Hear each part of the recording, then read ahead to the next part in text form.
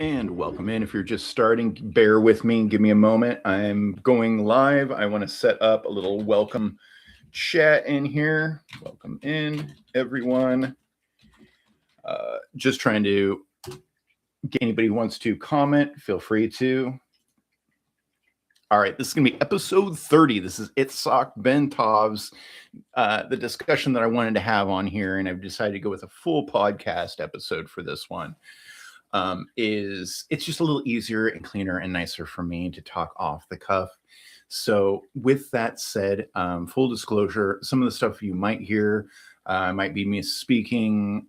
There might just be some errors, whatever it is. I'm trying to get better at this by naturally speaking, and this is how I'm doing it, by practicing every day. So episode 30, let's go. Itzhak Bentov.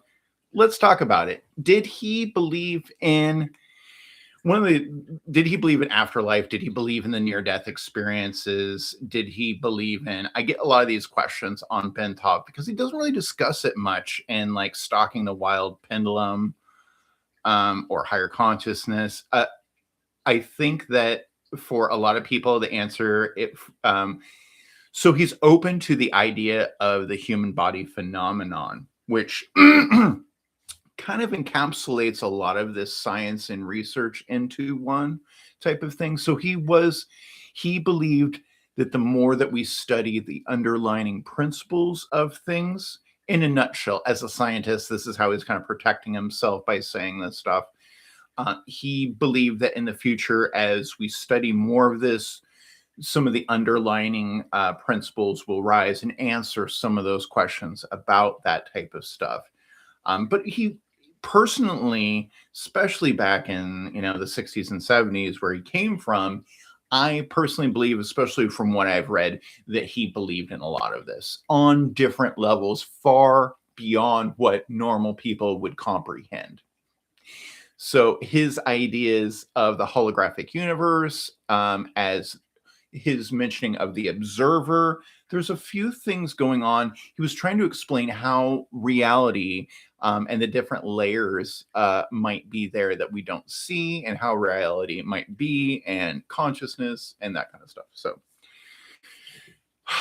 So with that said, once again, I am not a historian. I'm not a serious research scientist about this stuff. I just try to come on here, answer some of the questions. I do a podcast because I like the interaction between people here.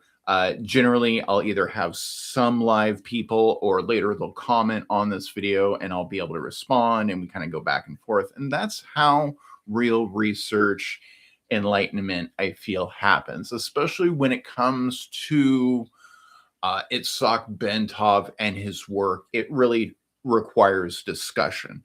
It's fine, even on the scientific level. I've heard from even the strictest of scientists that there is nothing wrong with what you're proposing or what Itzhak Bentov is proposing. These are theories about a subject we just don't have a lot of information about.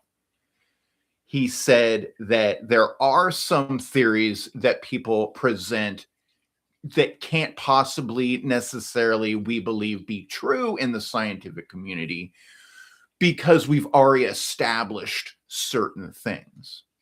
Left it really there, very polite man, and I took those words and I'm running with it. I'm not going to discuss some of my resources and disclosures because I don't want those people to be hounded or harped on later for giving advice.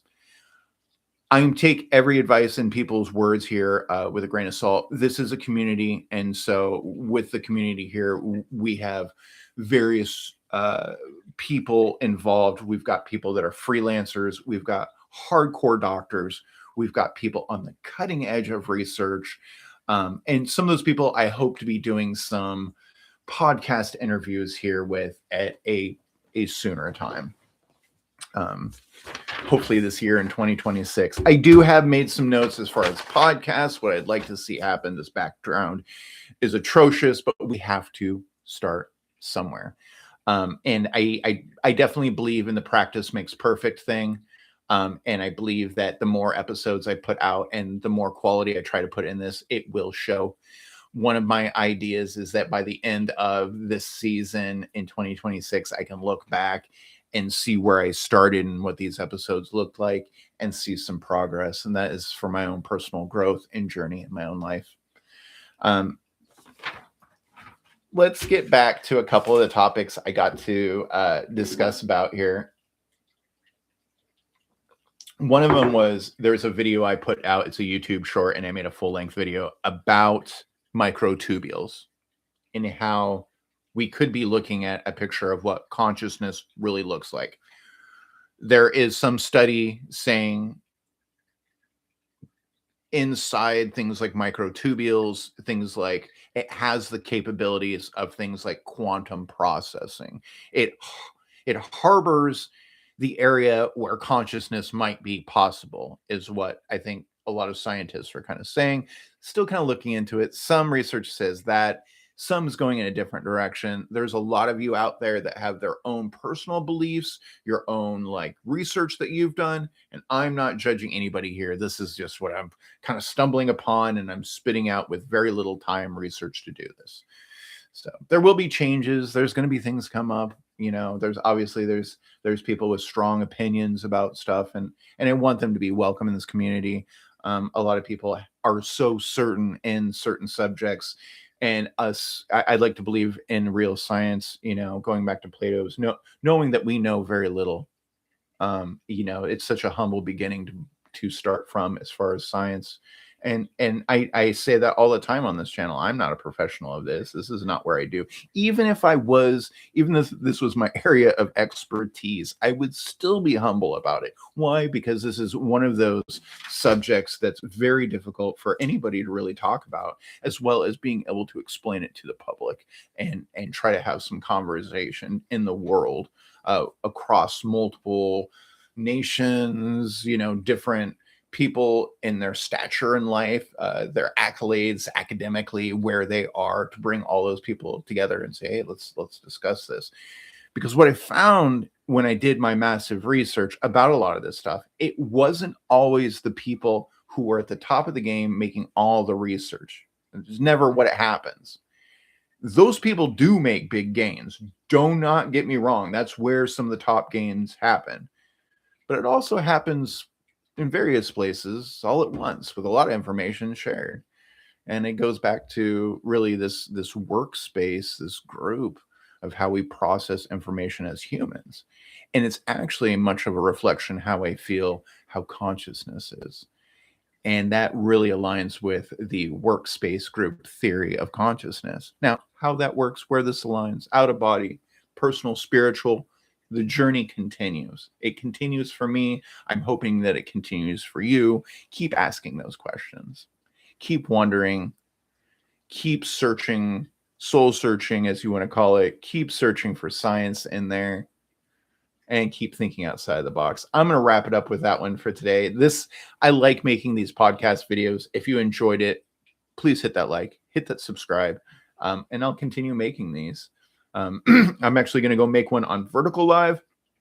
So if you enjoyed this, I'm going to be doing pretty much the same kind of speech, a little bit more, a little bit less over on the Vertical Live. So go watch that one. I will be uploading these later up permanently into my video vault on my channel at Pile Advanced Research, so that people can come back, see these videos. I'm hoping to see these in the future, like I said, and see some real progress, both in the information that I'm giving and how I'm giving it. So I appreciate all of you that watched this, especially if you made it this far. If I've earned it, please hit that like and subscribe. And as always, have a blessed journey.